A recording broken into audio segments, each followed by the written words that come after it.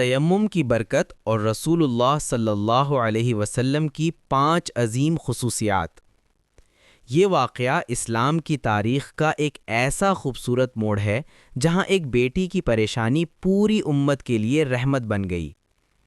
واقعے کی تفصیل: غزوہ بنی المصطلق سے واپسی کے دوران مقام بیدہ پر ام المؤمنین حضرت عائشہ صدیقہ رضی اللہ عنہا کا ہار کھو گیا۔ رسول اللہ صلی اللہ علیہ وسلم نے ہار کی تلاش کے لیے وہاں قیام کا فیصلہ فرمایا۔ اس بنجر مقام پر نہ پانی تھا اور نہ لوگوں کے پاس وضو کا ذخیرہ۔ لوگوں نے حضرت ابوبکر صدیق رضی اللہ عنہ سے شکایت کی کہ عائشہ کی وجہ سے سب یہاں پھنس گئے ہیں۔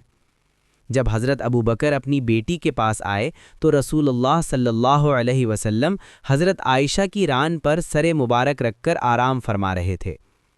والد نے ناراضگی کا اظہار کیا اور کچوکے بھی لگائے، لیکن قربان جائیں حضرت عائشہ کے ادب پر انہوں نے اس لیے حرکت نہ کی کہ کہیں محبوب خدا صلی اللہ علیہ وسلم کی نیند میں خلل نہ پڑ جائے۔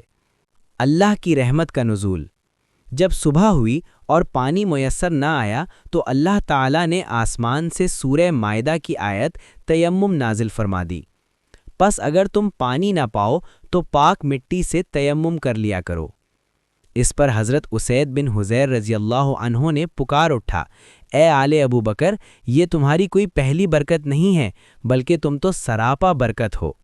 اور معجزہ دیکھیے، جب اونٹ کو اٹھایا گیا تو ہار اسی کے نیچے سے مل گیا۔ تاجدار ختم نبوت صلی اللہ علیہ وسلم کی 5 منفرد خصوصیات۔ اس موقع پر پیارے نبی نے اپنی وہ 5 باتیں ذکر فرمائیں جو آپ سے پہلے کسی نبی کو نہیں دی گئیں۔ رعب و ہیبت: 1 ماہ کی مسافت سے ہی دشمن پر آپ صلی اللہ علیہ وسلم کا رعب طاری کر دیا گیا۔ زمین سجدہ گاہ: پوری زمین کو اس امت کے لیے مسجد اور پاک یعنی تیمم کے لائق بنا دیا گیا۔ مال غنیمت: اس امت کے لیے میدان جنگ میں حاصل ہونے والا مال حلال کر دیا گیا۔ شفاعت کبریٰ: قیامت کے دن اللہ کے حضور گناہگاروں کی شفاعت کا حق عطا کیا گیا۔ عالمگیر نبوت: سابقہ انبیاء خاص قوموں کے لیے آئے، لیکن آپ صلی اللہ علیہ وسلم کو قیامت تک کے تمام انسانوں کے لیے رسول بنایا گیا۔ سبحان اللہ! کتنا عظیم ہے ہمارا دین اور کتنی بابرکت ہے آل رسول صلی اللہ علیہ وسلم اور ان کے ساتھی۔ اگر آپ کو یہ ایمان افروز حدیث اور معلومات پسند آئی ہیں تو اس پیغام کو لائک کریں، اسے اپنے دوستوں اور پیاروں کے ساتھ شیئر کریں تاکہ یہ صدقہ جاریہ بن سکے۔